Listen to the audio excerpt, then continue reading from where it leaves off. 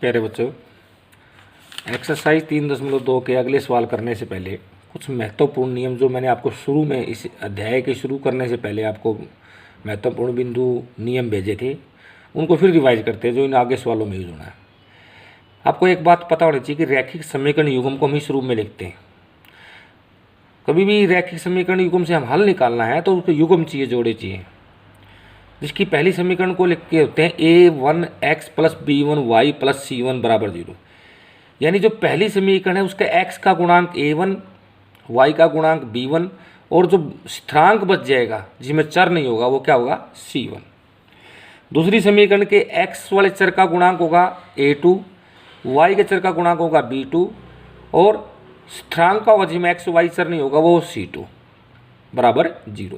इस प्रकार ये शुद्ध रूप है रैखिक समीकरणों को लिखने का और ये युग्म होगा उसकी। अब आपको पता है युग्मों से, रैखिक समीकरण युग्म से हल निकालते हैं हम इस, ठीक है। जब देखो इसमें क्या होता है, जो दोनों के x के गुणांक है और जो y के गुणांक है, दोनों समीकरणों के जो x वाले गुणांक है, y वाले गुणांक और जो स्थिरांक है उनके हम अनुपात निकालते हैं, ठीक है जी। अनुपात का समझते हो, इसका गुणांक क्या है x का a1, इसका गुणांक a2, तो a1 बटा a2। इसी प्रकार y वाले गुणांकों का b1 बटा b2, स्थिरांकों का c1 बटा c2, यानी कि हमें निकालना पड़ेगा a1 बटा a2, b1 बटा b2, c1 बटा c2। ये निकाल के हमें पता लग जाएगा, बिना हल करे ही हमें पता लगाना पड़ेगा कि इसके हल संभव हैं या रैखिक समीकरण जो जोड़ा दिया गया, युग्म दिया गया वो संगत है, ठीक है। यदि संगत है तो एक बात तो ये बताइए कि वो जो लाइनें हैं जो हम रेखाएं निरूपित करेंगे हम ग्राफी विधि में इनसे, तो वो रेखाएं कितने बिंदु पर प्रतिच्छेदित करेगी, एक बिंदु पर करेगी या नहीं करेगी, समानांतर रहेगी या संपाती होगी, यानी एक लाइन पे ही दूसरी लाइन आएगी, ओवरलैपिंग करेगी। समझ में आ गई बात। तो बेटा इसका नियम है बेटा, जैसे यदि a1 बटा, सबसे पहले हम a1 बटा a2, b1 बटा b2, c1 बटा c2 निकाल लेते हैं, ठीक है, तीनों अनुपात निकाल लेते हैं। तो सबसे पहले अनुपात निकालते हैं, एक बात देखें, यदि a1 बटा a2 और बराबर b1 बटा b2 का अनुपात बराबर नहीं आता, हमें आगे कुछ नहीं देखना, ठीक है जी। ऐसी स्थिति में हम ये मानेंगे कि उस समीकरण युग्म का जो हमें समीकरण युग्म जोड़ा दिया गया है उसका एक हल जरूर निकलेगा, एक अद्वितीय हल होगा। आपसे पूछेगा कि अनुपातों के माध्यम से आप ज्ञात कीजिए उसका एक अद्वितीय हल है या, ठीक है, कोई हल नहीं है या अनंत हल है। तो आपको ये देखना पड़ेगा, ये नियम याद करने पड़ेंगे। यदि a1 बटा a2 बराबर नहीं है b1 बटा b2 के, तो एक अद्वितीय हल होगा। दूसरा क्वेश्चन पूछ सकता है, क्या रैखिक समीकरण युग्म संगत है। जी देखो बेटा, संगत किसी दूसरी बात है, जिन रैखिक समीकरण युग्मों से हल निकलता हो, चाहे एक निकले चाहे अनेक निकले, वो समीकरण युग्म संगत होते हैं। जैसे यहाँ एक हल निकल रहा है ना, एक अद्वितीय हल होगा तो समीकरण युग्म संगत भी है। तो एक अद्वितीय हल होगा तो इसका मतलब जो रेखाएं हम खींचेंगे, जो ग्राफ से हमें रेखाएं निरूपित करेंगे, वो एक दूसरे को एक बिंदु पर काटेगी, ठीक है। रेखाएं एक बिंदु पर प्रतिच्छेदित करती हैं। एक आपको पता है, एक रैखिक समीकरण से एक रेखा निरूपित होगी, दूसरी से दूसरी रेखा निरूपित होगी। इसका मतलब दोनों रेखाएं कहीं ना कहीं बढ़ाए जाने पर एक बिंदु पर जरूर काटेंगी और वही हल होगा, वही एक द्वितीय हल होगा। जिस बिंदु पर काटेंगे वही उसका हल होगा। यदि ऐसी स्थिति है, यदि दोनों पहले वाले दोनों अनुपात बराबर आ जाए, फिर देखो तीसरा अनुपात, यदि तीसरा अनुपात बराबर नहीं है, पहले दो अनुपात तो बराबर है परंतु तीसरा अनुपात उनके बराबर नहीं है, समझ में आई बात है। तो हम क्या करेंगे, उस समीकरण रैखिक समीकरण युग्म का कोई हल नहीं होगा। सबसे पहली बात, क्यों नहीं हल होगा, क्योंकि उनसे हम जो रेखाएं खींचेंगे दोनों रैखिक समीकरण युग्म में से, इससे एक रेखा इससे एक रेखा, वो रेखाएं एक दूसरे के समानांतर होंगी। जब रेखाएं एक दूसरे के समानांतर ही होंगी, कहीं एक दूसरे को प्रतिच्छेदित नहीं करेंगे, तो कोई कॉमन हल नहीं निकलेगा, कोई साझा हल नहीं निकलेगा, इसलिए कोई हल नहीं होगा। और जब हल नहीं होगा तो रैखिक समीकरण युग्म कैसा होगा, असंगत। उसके बाद अगली बात देखो, यदि तीनों अनुपात बराबर आ जाए, ठीक है जी, तीनों अनुपात यानी a1 बटे a2 और b1 बटे b2 और c1 बटे c2 तीनों के अनुपात बराबर हों, तो एक बात बताता हूँ, तीनों अनुपात बराबर है इसका मतलब दोनों रैखिक समीकरण एक जैसी ही होंगी। आप उसको हल करोगे तो, जैसे मान लिया एक रैखिक समीकरण है x प्लस वाई बराबर 5, तो दूसरी का भी आखिरकार हल वही होगा, x प्लस वाई बराबर 5 ही होगी, ऐसी स्थिति होगी, ठीक है ना। तो रेखाएं कैसी होंगी, संपाती होंगी, ठीक है ना। संपाती का मतलब एक दूसरे के ऊपर ही आएंगी जब उनके हल ही एक जैसे हैं, समझ में आई। समीकरण ही एक जैसी बनेगी तो उनके हल भी एक जैसे होंगे, रेखाएं संपाती होंगी। संपाती का मतलब ओवरलैपिंग करेगी, एक रेखा के पर ही दूसरी रेखा आएगी। ठीक है जी।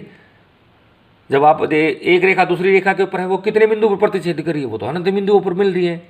आप ग्राफ पर देखो तो किसी बिंदु पर देखो, जहाँ जहाँ वो लाइन है, आग थोड़ा थोड़ा आगे बढ़ के देखो, जैसे एक रेखा ये है, एक रेखा दूसरी भी यही है, ये यहाँ भी काट रही है, यहाँ भी, यहाँ भी, यहाँ भी, यहाँ भी, यहाँ भी, यहाँ भी, पता नहीं कितनी अनंत बिंदु मिली हुई है। ठीक है जी। जब हल अनंत अनंत हल होंगे, ठीक है, अनंत हल होंगे तो क्या होगा, रैखिक समीकरण कैसा होगा, संगत। जब हल निकलेगा तो संगत होगी। समझ में आई। ये महत्वपूर्ण पॉइंट याद करने बेटा आपको। इसके बाद आगे हम सवाल करेंगे। क्वेश्चन नंबर 2 कहता है बेटा, अनुपातों A1/A2, B1/B2 और C1/C की तुलना करके ज्ञात कीजिए कि निम्न समीकरण युग्म द्वारा निरूपित रेखाएं एक बिंदु पर प्रतिच्छेदी करती हैं, कोमा समानांतर हैं अथवा संपाती। हमें बताना है कि जो रैखिक समीकरण युग्म दिए होंगे उसके अनुपात ज्ञात करके हमें बताना है कि वो क्या वो रेखाएं दो बढ़ गई ना, दो समीकरण है ना, एक से एक रेखा खींचेगी, दूसरे दूसरी। वो कहता है कि उन दोनों से खींची गई रेखाएं क्या दोनों एक दूसरे को किसी एक बिंदु पर काटेंगी, या बिल्कुल नहीं काटेंगे अर्थात समानांतर होंगी, या फिर एक दूसरे के ऊपर ही होगी, यानी कि एक दूसरे को ओवरलैप करती होगी, एक रेखा भी दूसरी रेखा के ऊपर ही आएगी। समझ में आएगी। सी अर्थात संपाती होगी। जैसे हमने पिछले वीडियो में आपको बताया था बेटा, तो वो जो नियम याद करे थे उसी प्रकार से पहले आपको पता होना चाहिए। रैखिक समीकरण मैंने बताया था किस रूप में होना चाहिए, A1x + B1y + C1 = 0। ये पहला। दूसरा A2x + B2y + C2 = 0। कहीं माइनस है तो इसका मतलब समझना माइनस का, क्योंकि बाहर प्लस लोगे तो अंदर माइनस चला जाएगा, वो नू का नू C2 बन जाएगा। तो यहाँ लिखो A1 क्या, पहले देखो A1 5, A2 7, B1 -4, B2 6, C1 8, C2 -9 लिखे हैं। ठीक है जी। अब निकाल लो बेटा, A1/A2 5/7, B1/B2 -4/6 अर्थात -2/3। ठीक है जी। फिर क्या निकाल लेंगे, C1/C2 अर्थात 8/-9 यानी कि -8/9। अब देखो हमें सबसे पहले क्या देखना है, A1/A2 और B1/B2 देखना है। देखो A1/A2, ठीक है जी। अब देखो ये कितना 5/7, वो कितना है -2/3, बराबर नहीं है ना, बराबर नहीं है B1/B2 के। अब क्या पूछ रहा है, मैंने क्या बताया था, एक है द्वितीय हल होगा, समीकरण युग्म संपाती होगी और रेखाएं एक दूसरे को एक बिंदु पर प्रतिच्छेदित करेंगी। अतः रेखाएं एक दूसरे को एक बिंदु पर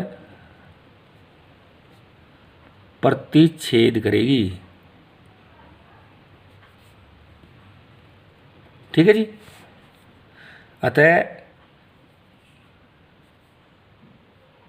अतः रेखाएं एक दूसरे को एक बिंदु पर प्रतिच्छेद करेंगी। अब सेकंड देख लो इसका पोर्शन। यहाँ भी देखो A1 कितना, ए सीधा निकालो तो आप समझ गए होगे। ये A1 है, A2 है, तो A1/A2 निकाल लो बेटा, 9/18 अर्थात कितना हो गया 1/2। दूसरा देखो B1/B2 देखो 3/6 अर्थात 1/2। C1/C2 देखो 12/24, 12 12 दूनी 24, 1/2। तो देखो A1/A2 बराबर है B1/B2 बराबर है C1/C2। जब तीनों अनुपात बराबर हैं तो रेखाएं कैसी होंगी, संपाती होंगी, यानी दोनों रैखिक समीकरण युग्म एक जैसे ही होंगे। ठीक है, संपाती होंगी, एक दूसरे को ओवरलैपिंग करेंगी, तो कितने हल होंगे, सीधे रेखाएं संपाती होगी।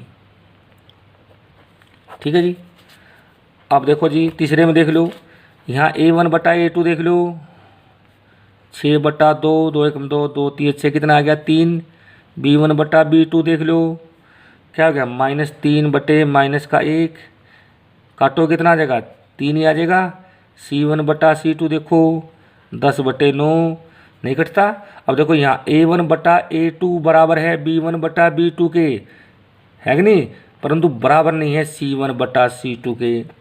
तो मैंने आपको क्या बताया था ऐसी स्थिति में, जब पहले दो अनुपात A1 बटा A2 बराबर हो B1 बटा B2 के, परंतु बराबर नहीं है C1 बटा C2 के, तो रेखा एक दूसरे को प्रतिच्छेदित नहीं करेंगी और कोई भी हल नहीं होगा। क्यों नहीं होगा? रेखाएं कैसी होंगी? समानांतर होंगी। रैखिक समीकरण युग्म कैसा होगा? असंगत होगा। अब उसने पूछा है रेखाएं एक दूसरे को प्रतिच्छेदित करेंगी, संपाती होगी, ठीक है, या प्रतिच्छेद नहीं करेंगी। तो देखो मैंने बताया रेखाएं समानांतर पूछे ना, रेखाएं समानांतर होंगी। जब काटे नहीं है तो कैसी होती हैं? क्योंकि बता आपको समानांतर रेखा एक दूसरे को भी प्रतिच्छेदित नहीं करती, रेखाएं समानांतर होगी।